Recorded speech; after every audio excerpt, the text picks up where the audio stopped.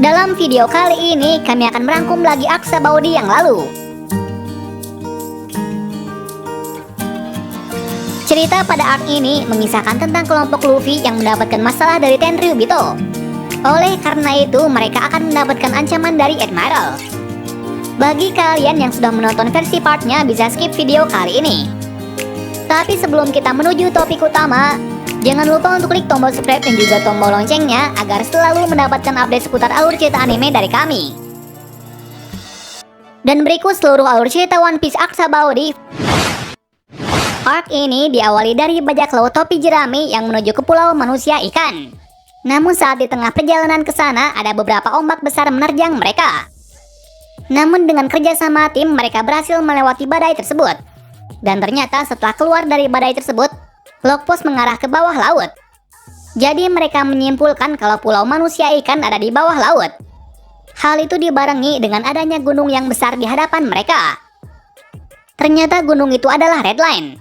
Jadi saat ini Luffy sudah setengah perjalanan untuk mewujudkan impiannya. Mengetahui hal itu, Nami meminta Luffy dan yang lain untuk mengeceknya. Namun setelah beberapa lama mereka tidak menemukan pulau ikan. Malahan mereka dikejar oleh monster raksasa. Lalu ada kejadian tak terduga di mana monster raksasa itu memuntahkan dua orang makhluk, yaitu Duyung dan Bintang Laut. Mereka semua yang melihat hal itu sangat terkejut, karena untuk kedua kalinya mereka bisa melihat Duyung secara langsung. Ternyata Duyung itu bernama Kemi dan si Bintang Laut bernama Papag. Setelahnya, Kemi berterima kasih kepada Luffy karena telah menyelamatkannya. Dan sebagai imbalannya, ia akan mentraktirnya makan di toko temannya yang bernama Hachi. Nah, di waktu itu pula ada hal tak terduga lagi, yaitu teman dari Kemi, yaitu Hachi, telah ditangkap oleh seseorang.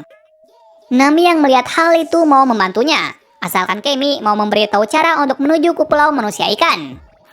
Berikutnya mereka pun menuju ke tempat yang telah disepakati tadi, tepatnya di markas pengendali ikan terbang.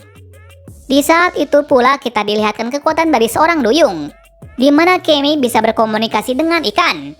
Ia memanfaatkan itu untuk mengarahkan jalan untuk menuju ke sana, lantaran ia tidak memiliki lockpost seperti bajak laut. Di tengah perjalanan mereka dikejutkan dengan beberapa kelompok yang menyerang mereka, di mana kelompok itu menyerang dari udara dengan menaiki ikan yang bisa terbang. Namun tak berapa lama Luffy dan lainnya berhasil mengatasinya. Di lain tempat kita diperlihatkan kalau orang yang menangkap Hachi adalah salah satu orang yang sangat berbahaya. Orang itu bernama Duval. Duval di sini dikenal sebagai orang yang sadis dan tidak berperasaan. Selain itu, ia juga adalah pemimpin dari pasukan ikan terbang. Di sini juga terungkap kalau ia juga memiliki dendam kepada topi jerami, namun itu belum dijelaskan. Kembali ke sisi topi jerami lagi, yang saat itu mereka sudah tiba di markas pengendali ikan terbang. Usut punya usut, teman dari Kemi yang tertangkap adalah salah satu dari bajak laut Arlong, yaitu Hachi. Nami yang melihat hal itu berubah pikiran, karena dulu Hachi pernah membuatnya menderita. Hal itu membuat Kemi sedih. Alhasil ia pun mencoba menyelamatkan sendiri. Akan tetapi ia malah terjebak oleh musuh. Hachi yang melihat hal itu sangat marah, namun ia tidak bisa apa-apa, lantaran dirinya telah dikurung. Di waktu itu Nami pun menguji apakah Hachi sudah berubah, dan ternyata Hachi sudah berubah. Itu terbukti saat ia merasa sedih saat Kemi tertangkap.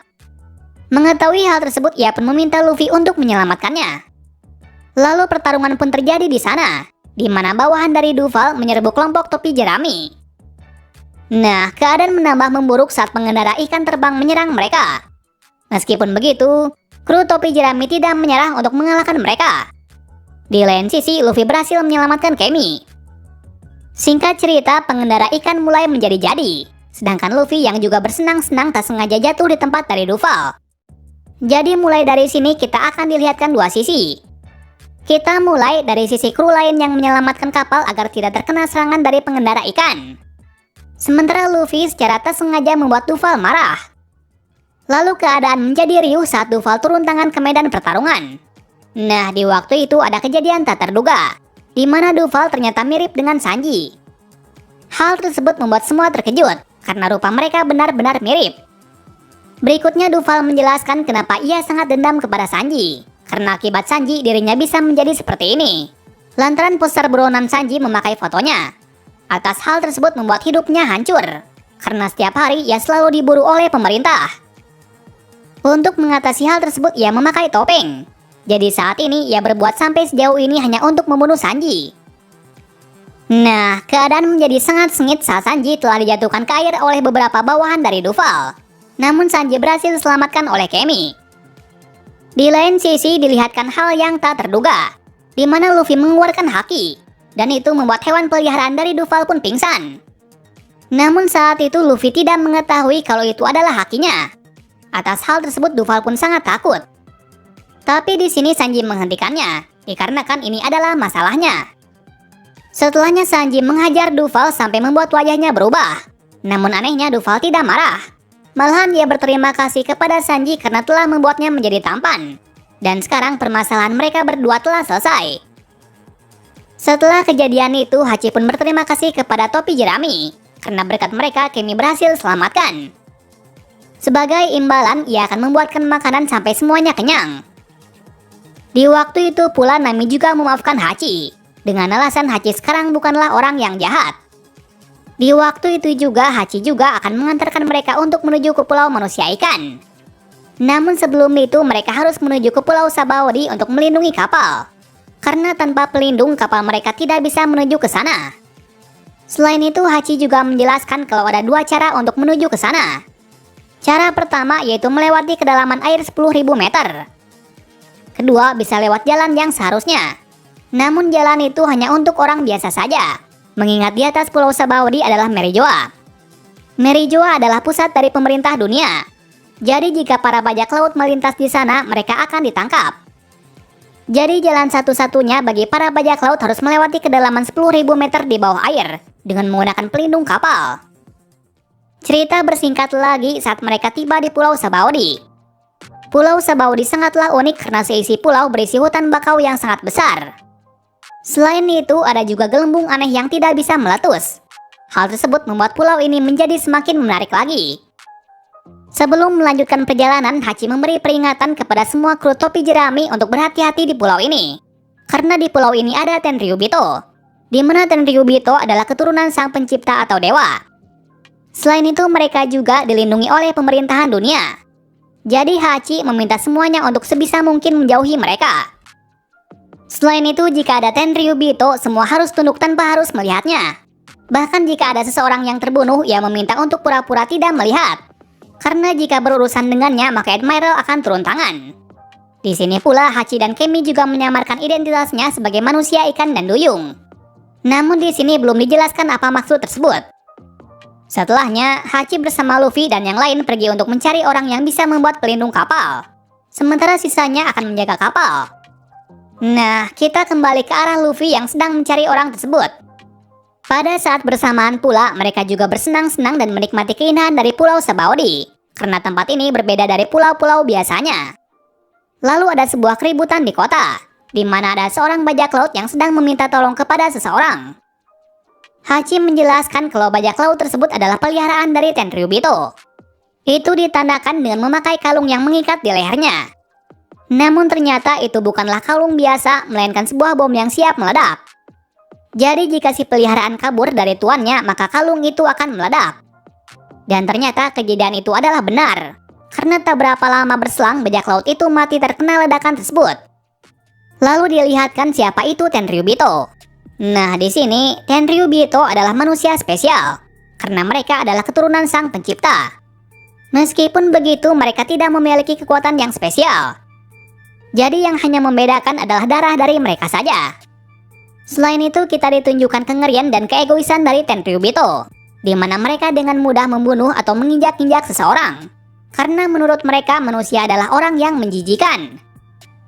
Luffy yang melihat hal tersebut sangat marah. Namun saat ini ia tidak bisa apa-apa. Dikarenakan ia sudah berjanji kepada Hachi kalau ia tidak akan berurusan dengan Tenryubito. Kemudian suasana menjadi tenang kembali. Lalu mereka pun melanjutkan perjalanan dan bersenang-senang di kota. Hachi juga menjelaskan kalau pulau Sabaody memiliki beberapa tempat yang bebas. Jadi di pulau ini ada banyak bajak laut berbahaya yang berkeliaran. Cerita bersingkat lagi saat mereka sudah tiba di tempat orang pembuat kapal. Ternyata tempat itu adalah sebuah bar. Dan di sana ada seorang wanita yang bernama Sheki. Ternyata Sheki adalah teman lama dari Hachi. Di waktu itu juga Sheki menjelaskan kalau orang pembuat kapal ada di salah satu tempat di Pulau Sabaody. Jadi sekarang mereka harus mencari orang tersebut agar bisa ke Pulau Manusia Ikan. Di samping itu, Sheki juga menjelaskan kalau di pulau ini ada beberapa Rocky yang datang. Salah satunya adalah Luffy. Nah, maksudnya Rocky di sini adalah bajak laut yang memiliki buronan di atas 100 juta berry. Dan saat ini ada 11 orang. Di antaranya adalah Monkey D. Luffy, Roronoa Zoro, Basil Hawkins, Ustaz Kid, Trafalgar Law, Jewelry Bonnie, X-Drake, Kuroge, Scratchman Apo, Killer, dan Capone BG. Nah, di antara ke-11 orang tadi yang memiliki bounty paling tinggi adalah Kid. Jadi salah satu dari mereka mempunyai kesempatan untuk menjadi raja bajak laut. Atas hal tersebut, Sheki memperingatkan Luffy agar berhati-hati dengan beberapa bajak laut tersebut, karena mereka sama berbahayanya. Akan tetapi Luffy tidak takut, malahan ia merasa senang karena ada orang yang melebihi bounty-nya. Setelah mendengar penjelasan dari Sheki, Luffy dan yang lain pergi untuk mencari kakek pelindung kapal. Di lain sisi, Zoro pun sedang jalan-jalan di tengah kota. Bersamaan pula, ada Tenryubito yang melewati daerah situ. Zoro yang tidak tahu apa-apa pun hanya menghiraukannya. Alhasil Tenryubito itu marah dan mau membunuh Zoro. Namun dengan bodohnya, Zoro pun hampir menebas Tenryubito itu. Akan tetapi tiba-tiba ia diselamatkan oleh salah satu Rocky. Ia bernama Jewelry Bonnie. Di mana dengan kekuatan buah iblisnya, ia bisa mengubah dirinya menjadi anak kecil. Dan dengan itu ia bisa menyelamatkan Zoro.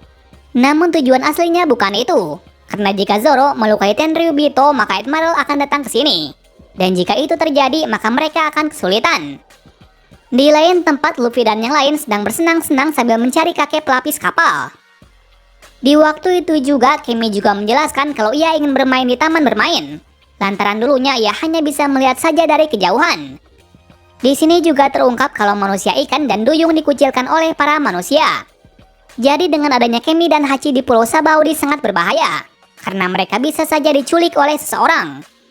Rumor mengatakan kalau seorang duyung sangat mahal untuk diperdagangkan. Meskipun begitu, mereka tidak memberitahukannya kepada kelompok Luffy, karena mereka ingin berterima kasih kepada Luffy. Lalu untuk pertama kalinya Kimi merasa senang, karena untuk pertama kalinya ia bisa bermain di taman bermain buatan manusia. Di sini pula Hachi juga merasa senang, dikarenakan ia memiliki impian untuk melihat manusia dan duyung bisa bersama. Part ini dibuka dari Luffy dan Hachi yang bersenang-senang di taman bermain. Di waktu itu pula, Kimi telah diculik oleh seseorang. Ternyata orang itu bernama Peter Pan, yang mana Peter Pan dikenal sebagai salah satu penculik handal di Pulau Sabaody. Sebelumnya ia mendapatkan informasi itu dari salah satu bandit. Atas kejadian itu, Luffy dan yang lain pun panik, dikarenakan bisa jadi Kimi telah dijual di tempat perdagangan manusia. Untuk mengatasi hal tersebut, Luffy meminta semua krunya untuk berpencar mencari Kimi. Di kondisi yang genting itu, Chopper langsung mengabarkan kepada kru yang berada di kapal. Sanji yang mengetahui hal itu pun sangat syok. Lalu ia meminta bantuan kepada kelompok Duval untuk ikut mencari Kimi, karena hanya mereka lah yang mengetahui tempat dari Sabaody. Setelahnya Sanji dan kelompok Duval pun mencari anggota Luffy yang menyebar di pulau. Singkat cerita, Usopp tiba di tempat kejadian dan langsung membawa Brock dan Chopper untuk menelusuri beberapa tempat di Pulau Sabaody. Di lain sisi, Luffy dan Hachi datang di tempat penampungan para budak. Namun saat di sana ia tidak menemukan apapun. Usut punya usut, Kimi dibawa oleh seseorang ke salah satu tempat yang terkenal yang menjual semua manusia dan peliharaan. Tempat itu berada di Grove 1.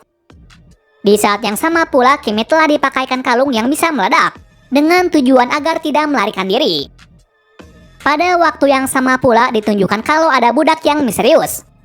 Anehnya kakek itu terlalu santai meskipun beberapa waktu akan dilelang. Kembali ke arah kru yang lain yang masih mencari Kimi di sekitar Pulau Sabaody. Tak berapa lama, ada sebuah kabar bahwa ada duyung yang dijual di tempat pelelangan. Atas hal tersebut, semua kru menuju ke sana untuk menyelamatkan Kimi. Singkat cerita, yang sampai duluan adalah Sanji, Nami, Chopper, dan Franky. Sementara yang lain masih dalam perjalanan menuju ke sini. Di waktu itu pula, mereka mencoba untuk menyelamatkan Nami dengan menerobos masuk. Namun mereka mengurungkan niatnya, karena di sana ada beberapa Tenryubito. Di antaranya adalah Rosewood, Charliagu, dan Carlos. Dengan adanya mereka, Nami dan lain harus mengikuti pelelangan untuk membeli Kimi. Di pelelangan itu ditunjukkan ada dua supernova. Mereka adalah Eustace Kid dan Law. Kedatangannya di sini hanya untuk melihat pelelangan tersebut. Di waktu itu Nami dan yang lain sangat terkejut, karena untuk pertama kalinya ia melihat ada manusia yang diperjualbelikan, mulai dari bajak laut dan manusia biasa. Nah, orang-orang yang membeli mereka bertujuan untuk menjadikan budak atau pekerja. Namun jika Tenryubito yang membelinya, maka bisa dipastikan nasibnya akan selalu sial. Itu terbukti dari kejadian sebelumnya. Setelah pelelangan tersebut mulai berakhir, ada satu menu utama dalam pelelangan kali ini. Tak lain, itu adalah Kemi yang akan menjadi penutup dari acara ini, mengingat duyung jarang ada di daratan. Di acara terakhir ini sangatlah riuh dan membuat para pembeli bersaing tinggi.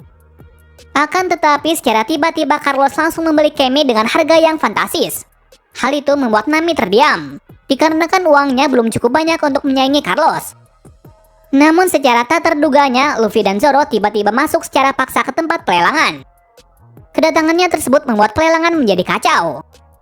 Luffy yang mengetahui Kemi akan dijual, ia sangat marah. Namun naasnya, tiba-tiba Hachi telah ditembak oleh Carlos, di mana Carlos melukainya dengan alasan manusia ikan adalah makhluk yang menjijikan. Jadi di Pulau Sabaody, manusia ikan dan duyung dikucilkan. Luffy yang mengetahui hal tersebut pun sangat marah. Dengan emosi yang meluap-luap, Luffy mau menghajar Carlos. Namun di sini Hachi menghentikannya dengan alasan ini adalah masalahnya. Tapi Luffy hanya menghiraukannya saja, karena menurutnya jika salah satu temannya disakiti, maka ia akan menyelamatkan apapun yang terjadi, meskipun ia harus melawan pemerintah dunia sekalipun. Singkat cerita, Luffy dengan tatapan yang sinis pun menghajar Tenryubito itu sampai terkapar lemas. Adegan ini pun menandai bahwa Luffy sudah siap untuk menanggung resiko besar melawan Admiral. Atas peristiwa itu semua terkejut, karena untuk pertama kalinya ada orang yang berani menghajar Tenryubito. Di lain sisi, kedua Rocky juga terkejut, karena ternyata rumor mengatakan kalau bajak laut Mugiwara adalah orang gila. Setelah itu, para pasukan pengawal dari Tenryubito mencoba untuk menangkap para kru topi jerami. Di luar tempat terlihat kalau pasukan angkatan laut sudah mulai bergerak, dan saat ini mereka mengepung pelelangan ini dengan tujuan agar bajak laut topi jerami tidak bisa kabur. Kembali ke kericuhan di dalam pelelangan, di mana kru topi jerami pun bertarung dengan pasukan Tenryubito. Di saat yang sama pula semua kru topi jerami berkumpul di sana, dan itu membuat kekacauan menjadi-jadi. Apalagi Usopp yang jatuh dari atas tidak sengaja membuat salah satu Tenryubito itu pingsan. Hal itu membuat salah satu Tenryubito marah. Tepatnya Tenryubito itu bernama Charliagu. Dengan kemarahannya, ia pun mencoba untuk membunuh Kemi. Ancaman tersebut membuat kru topi jerami kebingungan, dikarenakan mereka masih sibuk mengurusi yang lain. Dalam situasi genting itu, tiba-tiba Charliagu pingsan. Usut punya usut, kekuatan itu berasal dari orang tua yang baru datang. Tak lain, itu adalah teman dari Hachi yang bernama Rayleigh. Sekaligus ia adalah si kakek pelindung kapal. Tak lain, itu adalah kakek misterius yang disinggung di awal. Secara mengejutkan, Rayleigh bisa mengetahui kejadian yang sebenarnya hanya melihat kondisi saat ini. Jadi bisa disimpulkan kalau Rayleigh bukanlah orang biasa. Setelah mengetahui kondisi tersebut, ia langsung membuat semua pasukan yang ada di sana pingsan dengan kekuatan hakinya, yang berarti kakek ini berpihak kepada topi jerami. Di tempat lain, tepatnya di Merijoa, petinggi dari pemerintah mendengar kalau ada bajak laut yang menghajar Tenryubito. Lalu mereka mengirim salah satu Admiral untuk mengatasi masalah di Pulau Sabaody. Tepatnya Admiral yang datang adalah Kizaru. Kembali lagi ke tempat pelelangan. Pada waktu itu kita ditunjukkan kekuatan dari Rayleigh, yang mana ia dengan mudah melepas kalung dari Kemi dengan menggunakan kekuatan hakinya. Hal itu membuat semuanya terkejut, karena baru kali ini ada orang yang bisa melepas kalung peledak. Selanjutnya Rayleigh meminta Luffy dan yang lain untuk kabur dari pulau ini, mengingat sebentar lagi Admiral akan datang ke pulau ini. Sementara dirinya akan membawa Hachi dan Kemi ke tempat yang aman. Sementara para budak yang lain melarikan diri bersama manusia raksasa yang bernama Rayleigh. Cerita bersingkat saat ketiga kapten bergabung untuk mengalahkan perangkatan laut yang mengepung. Nah, di sini Kid dan Law masuk ke dalam masalah tersebut, dikarenakan angkatan laut tidak mengetahui siapa yang telah menyerang Tenryubito. Mereka hanya mendengar ada bajak laut yang menghajar Tenryubito di tempat itu. Jadi karena itu mereka bisa terjebak dalam masalah ini. Berikutnya terjadi peperangan besar di sana. Di waktu itu kita dilihatkan kekuatan dari Law dan Kid, yang ternyata mereka adalah pemakan buah iblis. di mana Kid bisa menyerap sesuatu yang berkaitan dengan besi. Jadi kekuatan dari Kid adalah magnet. Sedangkan Law memiliki kekuatan yang cukup unik, yang mana Law bisa membelah tubuh manusia tanpa membunuhnya. Namun hal tersebut harus dalam jangkauan serangannya. Nah, pada pertempuran tersebut, secara tak disangka, Kid terkejut dengan perkataan dari Luffy. Yang mana ternyata impian dari Kid hampir sama dengan Luffy, yaitu untuk menemukan One Piece. Namun dalam sisinya ia tidak pernah mengatakan hal itu, dikarenakan saat kecil ia sering ditertawakan setelah mengucapkan hal tersebut. Di sini juga terungkap kalau Kid dan Law juga memakan buah iblis yang tidak biasa. Dan dengan kekuatan yang mereka punya, mereka berdua pantas kalau menyandang gelar sebagai supernova. Singkat cerita, mereka bertiga bisa membuat angkatan laut terpojok. Namun naasnya angkatan laut tidak henti-hentinya berdatangan. Atas hal tersebut mereka pun berpencar untuk mengatasi hal itu, di mana Luffy dan kelompoknya berhasil pergi dari medan peperangan dan kembali ke Barsheki. Sementara Kid dan Law mencoba untuk meninggalkan pulau ini. Sebelum kepergiannya, Law membebaskan peliharaan dari Tenryubito, dan sebagai imbalan ia ingin orang itu menjadi krunya. Jadi di sini terlihat kalau Trafalgar adalah orang yang baik. Ternyata budak tersebut dulunya adalah seorang kapten dari bajak laut yang sedikit disegani. Di lain sisi, kru topi jerami akhirnya tiba di Barsheki dengan bantuan dari kelompok Duval.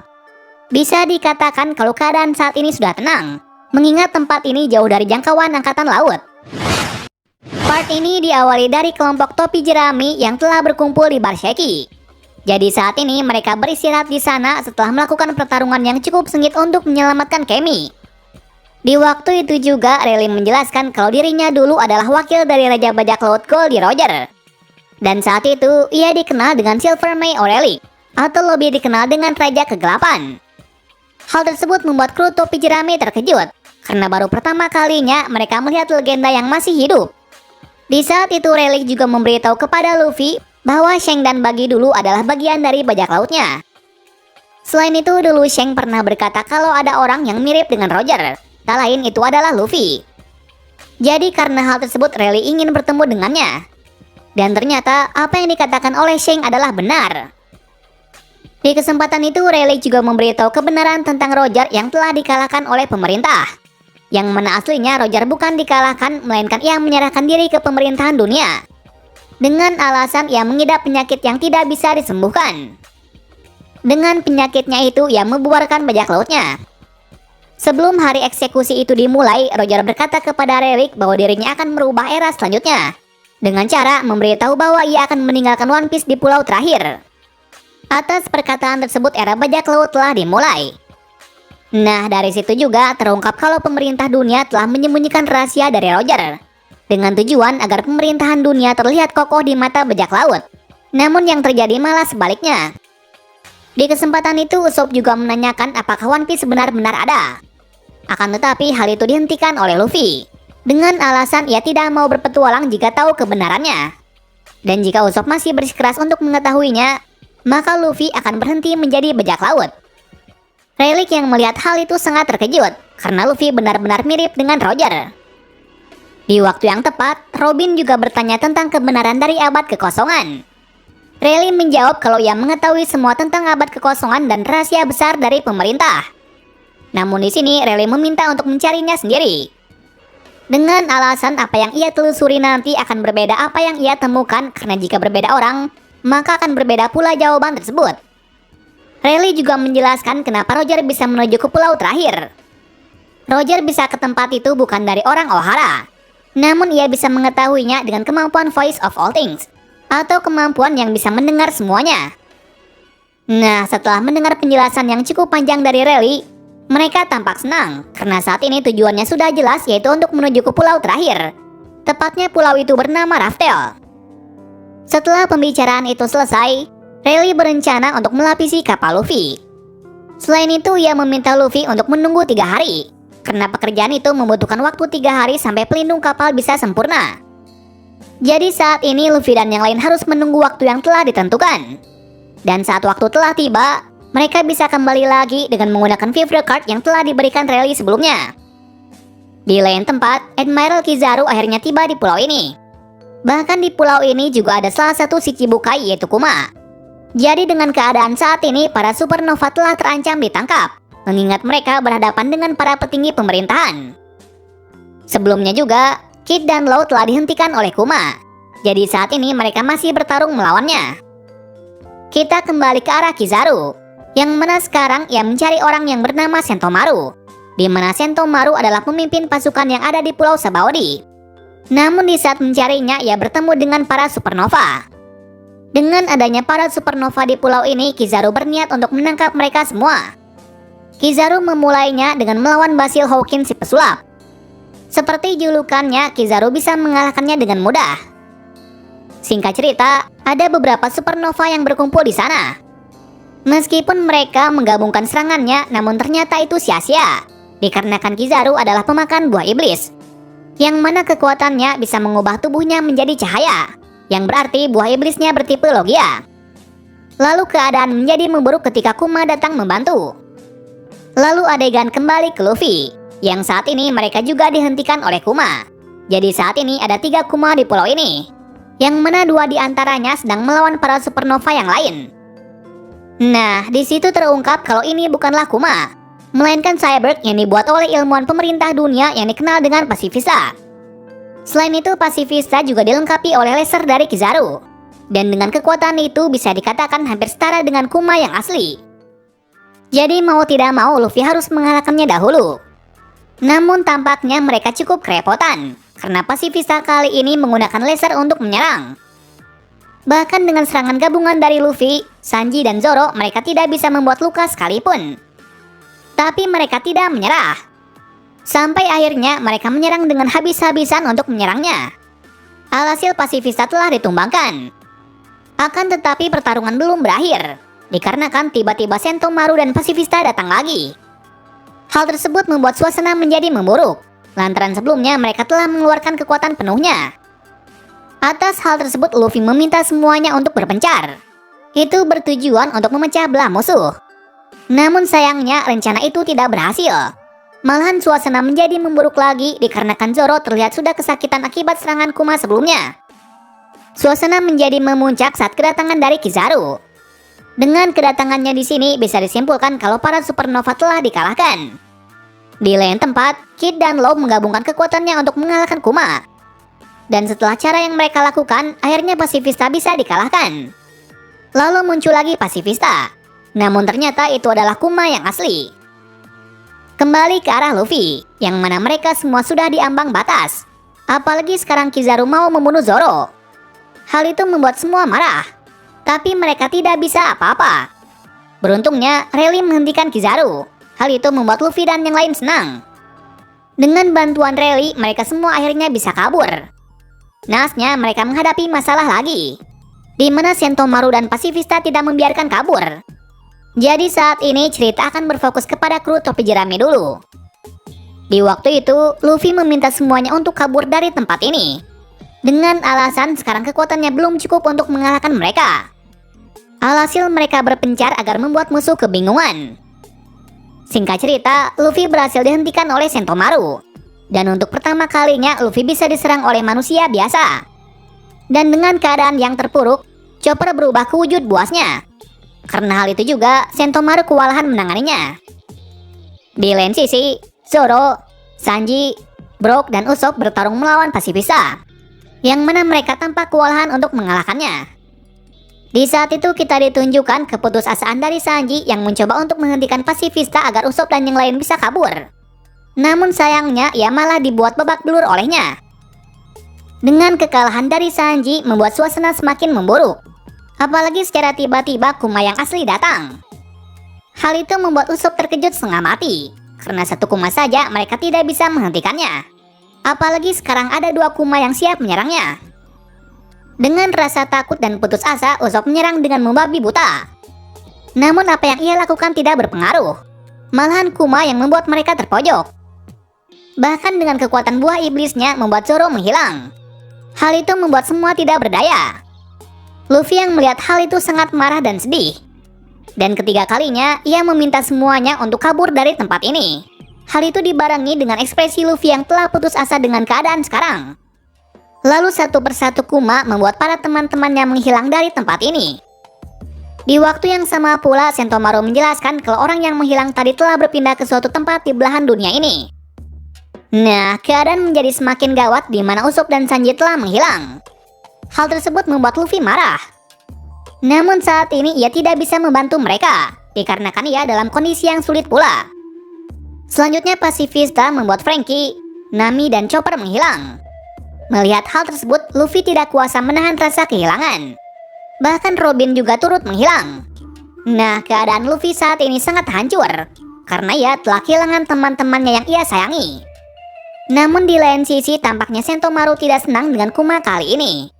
Alasannya, apa yang dilakukan oleh Kuma bertentangan dengan pemerintahan dunia. Nah, sebelum menghilangkan Luffy, Kuma sempat berbicara kepada Rayleigh. Namun di sini belum dijelaskan apa maksud tersebut. Arc ini diakhiri dari Luffy dan yang lain diterbangkan menuju ke suatu tempat. Dan ternyata Luffy terlempar ke sebuah pulau yang bernama Amazon Lily. Sementara teman-temannya yang lain masih belum diketahui mereka diterbangkan ke arah mana.